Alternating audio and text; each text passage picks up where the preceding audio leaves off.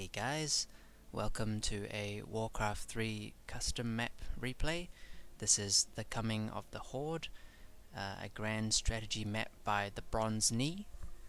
This is a map where there's two teams, the Alliance and the Horde, and the Alliance has 60 minutes to survive the Horde onslaught. Now, just before the action gets too much underway, let's have a look at some of the terrain and the units. So the Horde starts in the bottom right corner of the map here in the Black Morass, and they also have a base here. This is the Black Rock Spire, and they have various sort of troop production buildings. This is the Dark Portal. Now, if the Alliance manages to destroy the Black Rock Spire or the Dark Portal, then they win the game. But generally, the Horde has stronger units and more economy, so the Alliance has to defend and try and outlast the onslaught. This is Northshire Abbey, and this is sort of based on a loose recreation of the first war of Warcraft. So the Legion forces under Archimonde, and this is a bit of an artistic license as certain heroes were not necessarily in the same timeline together, but they are pickable and playable on this map. The rest of the Horde factions, they've started besieging this city. This is the blue players, Azeroth players' city of Stormwind. There's a large standing garrison here, various troop production buildings, and this is the throne of Azeroth. Each of the Alliance factions has a throne in their main base, and if the throne is ever destroyed, then that faction is considered destroyed. And the blue faction has picked Adun Lothar as their hero. As the Horde is marshalling their forces, the brown player has picked Terran, one of the Death Knight's heroes, and the dark green player has picked Cho'Gall, one of the Ogre Magi, and the light blue player has picked Dentarg, one of the other battle ogre mages. As they start besieging the city, the players will call for aid from their allies, and the heroes are key in this map. While units are good at fighting in the early game, in the end it is really up to the players with the strongest heroes who can do massive damage to armies and other heroes alike. And at this point there's a large battle at the gates, the inner gates of Stormwind, and the Alliance have reinforced multiple heroes. Uther for the Lordaeron faction, Ronan for the Purple Dalaran faction. This is Mishan, one of the captains of a Kultiras, the Seafaring Teal Alliance faction. Up here we see Lorthamar, one of the generals of the Green Silvermoon Elven faction. And this was quite a large battle with heavy casualties on both sides. It seems the Alliance has survived the first onslaught for now. Cho'Gall is still in the melee, getting pushed back by several heroes. Now in the mini-map, while the Horde is sort of taking a short break to marshal their forces, you can see that the yellow player, the Legion player, Burning Legion, has taken his forces up north. They have skipped the orange mountain city of Ironforge. This belongs to the Khazmodan faction. It's quite a heavily defended base with very small choke points that can be hard to attack through.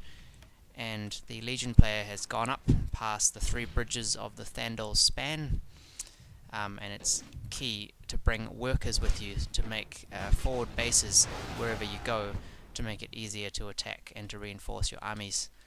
Now, the yellow player has arrived at the red city of Stromgarde. This is one of the largest cities. You can see it's got multiple layers with different levels of gates, concentric rings of walls. The upper layer has the troop production buildings, and at the very top in the upper throne layer is the throne. So this is a quite hard to attack city, and it looks a little bit like Minas Tirith from Lord of the Rings.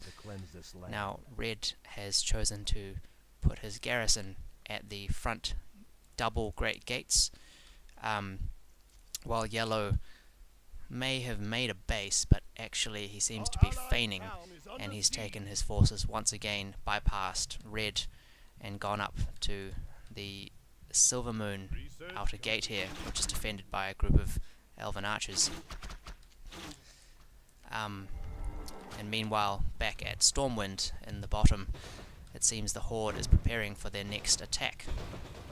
And actually, the attack's just going underway now, with a squad of Wolf Riders leading the charge, followed by many Horde units. This is the dark green and brown factions attacking from the bottom, and the light blue player attacking from the top.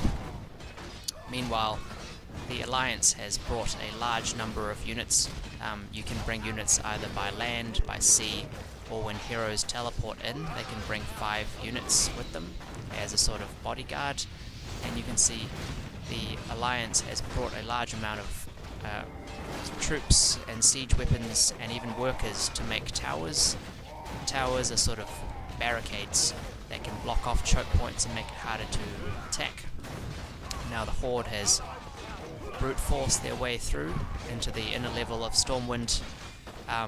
They've cleared out a lot of the defenders who have been forced back into the upper throne area.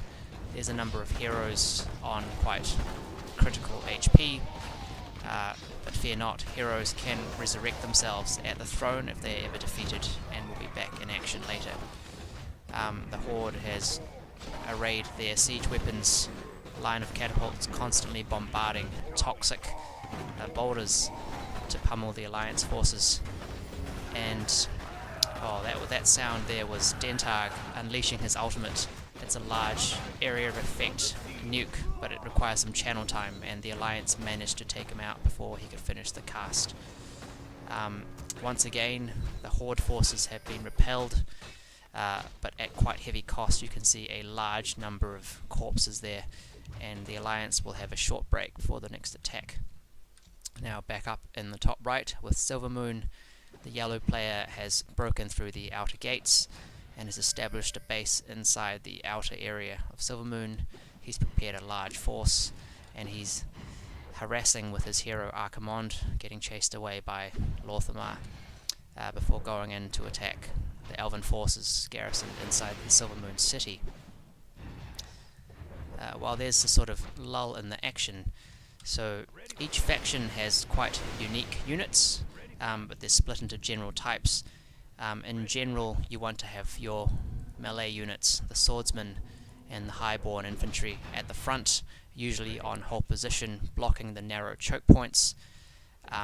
If you have time, you can bring workers, and each faction can make a maximum of 2 towers. Towers are a bit strange in this map, where they have fortified armor, but they don't actually do very much damage, so they're actually best used as barricades to sort of make the narrow choke points even more narrow. And then behind your tanks, you want to have masses of range units, archers, sorcerers, priests, and siege weapons, ballistae, as a sort of large firepower unit, and you want to lure the Horde in general into narrow choke points where you have a nice concave and you attack them. Now it seems the Horde is trying to coordinate a double attack where yellow is sort of feigning an assault, but meanwhile back in the bottom the Horde is looking for their real attack here.